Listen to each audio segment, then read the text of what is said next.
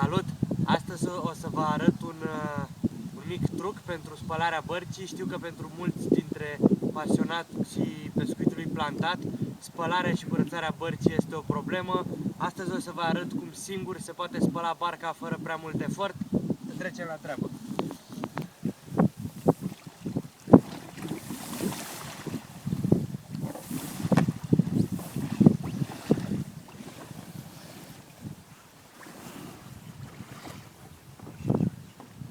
Barca este umflată, barca mea este cu podea de aluminiu.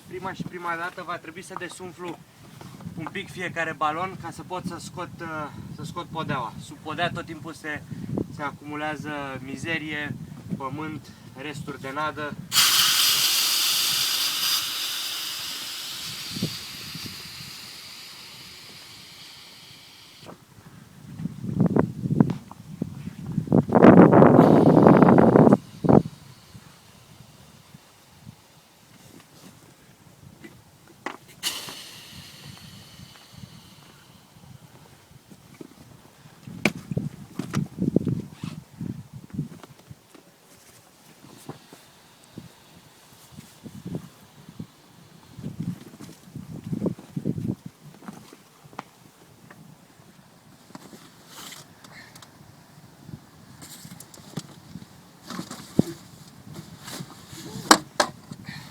Așa arată fundul bărcii, un mic truc. Tot timpul, după o partidă lungă de pescuit, unde plouă, ne urcăm cu cizmele pline de nămol în barcă. În barcă se strânge nămol, el intră prin crestăturile de aici, intră în plăcile de aluminiu. Eu am dat niște găuri cu bormașina în margine. Apa și nămolul o să intre mai repede înăuntru, dar mult mai repede o să poată să iasă. Găurile de aici, am dat găuri pe parte și pe cealaltă, ne ajută foarte mult ca să putem spăla fundul bărcii. Nu o să rămână cu nămol înăuntru, nu o să miroase, o să fie foarte curat. Nu se întâmplă absolut nimic dacă dăm găuri.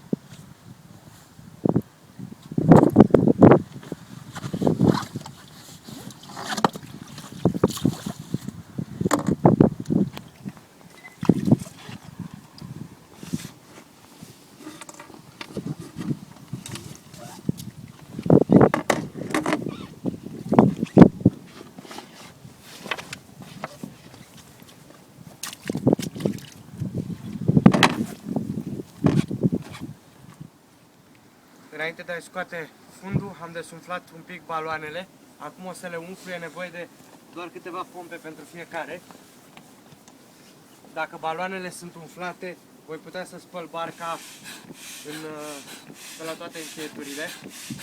Este ideal să nu rămână nisip la îmbinări, trebuie curățată foarte, foarte bine, pentru că nisipul în timp deteriorează cauciucul.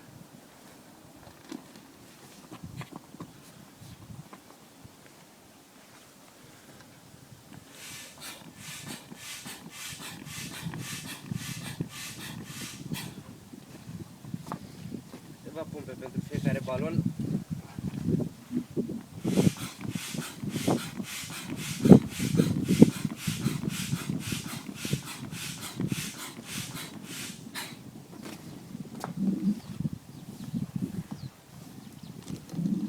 Am nevoie de vâsle.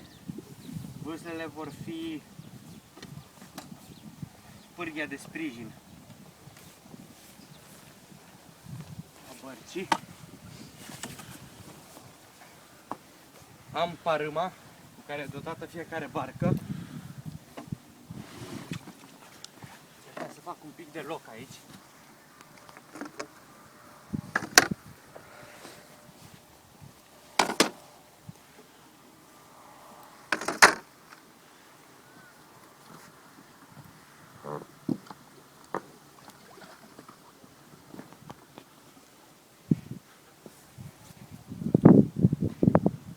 Am ridicat barca folosind parâma.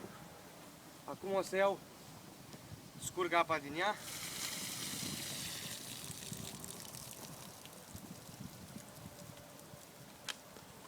O să iau o vâslă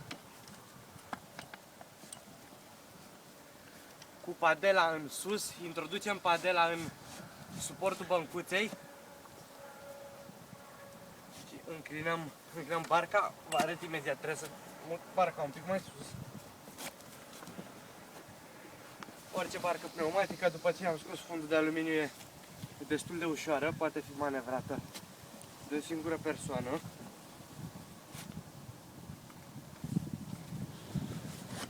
Fixăm padela în suport. Trebuie să găsim și cealaltă vâslă, una singură nu stă.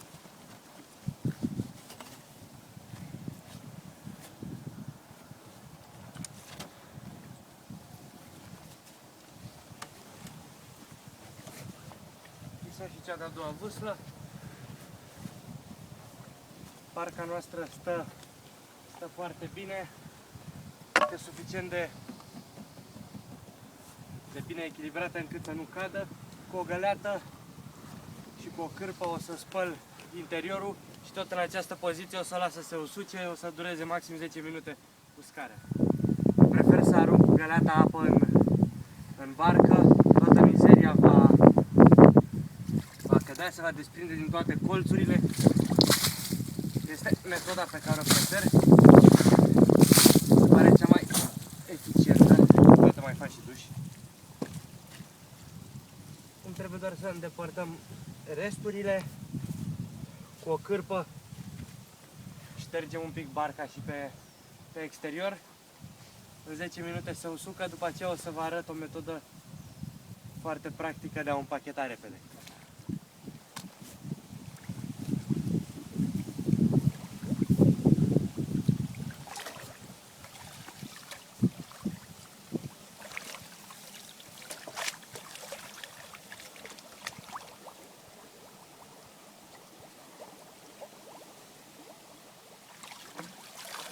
Atunci când spălăm fundul de lemn, intră apă în orificii, pe partea cealaltă apa iese, în cazul de față e curată. Repetăm operațiunea de 2 ori și podeaua noastră va fi cu siguranță curată.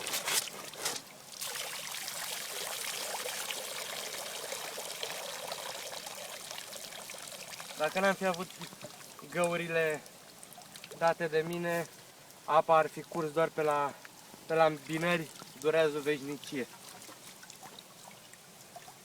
Punem podeaua în picioare la scurs, în timp ce se usucă barca, se scurge și podeaua.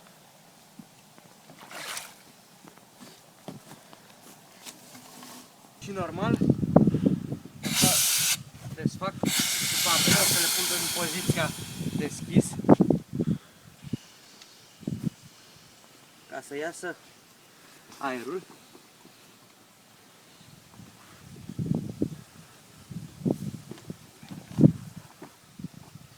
Barca se desumflă prin simpla greutate a materialului. O să încerc cât de cât să aranjez baloanele.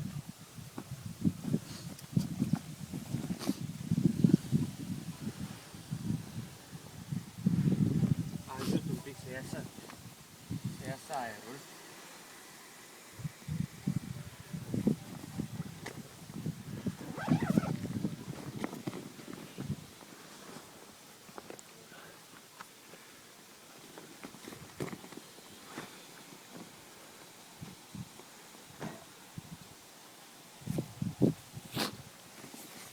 Voi pune supapele în poziția de umflare a bărcii.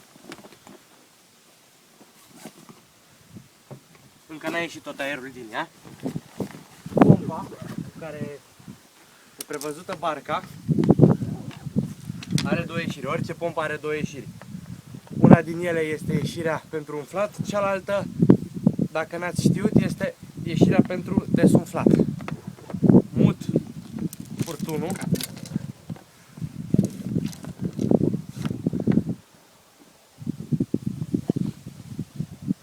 Acum pompa va trage aer. Mufezi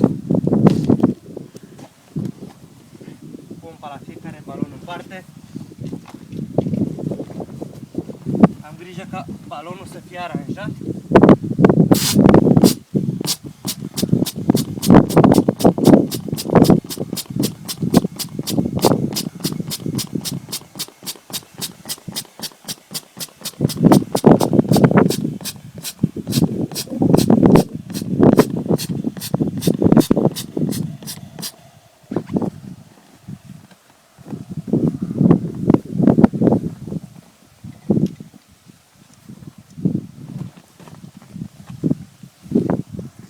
Am scos aproape tot aerul din primul balon.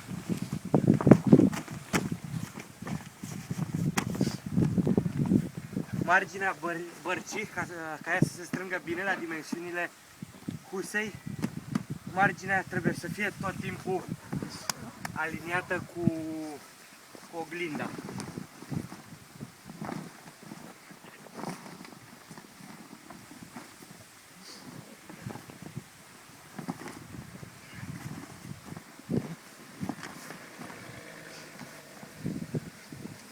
Aceeași operațiune și la celălalt balon.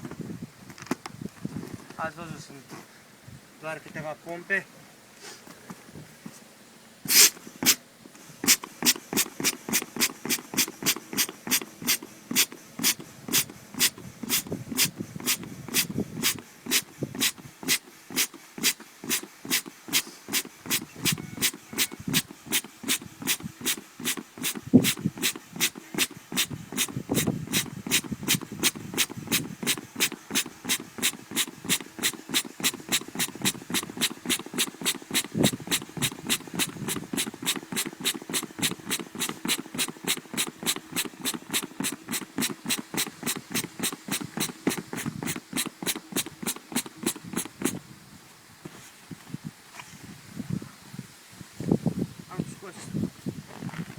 Pompa.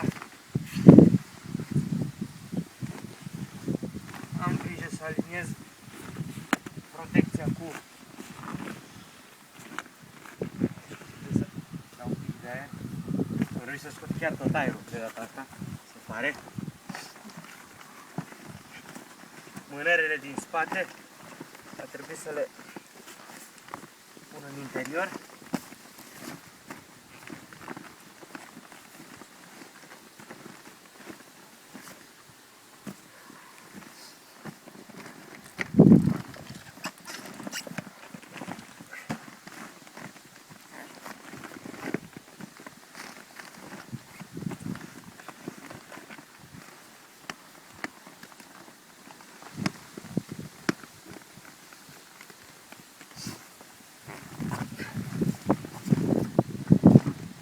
Barca odată, mai avem un compartiment din care trebuie scos aerul.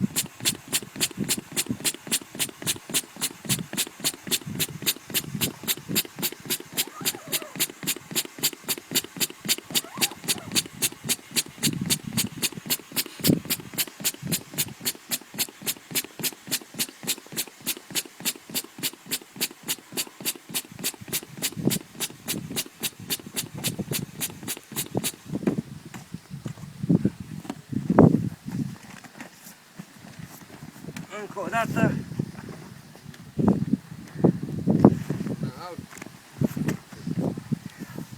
Avem parâma.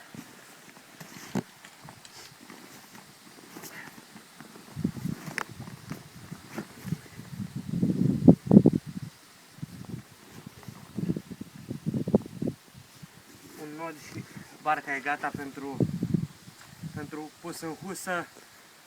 Toată operațiunea, spălare, uscare, împachetare durează aproximativ în etape, tot cu uscare jumătate de oră, poate face foarte simplu de o singură persoană. Foarte important ca barca voastră să fie curată tot timpul.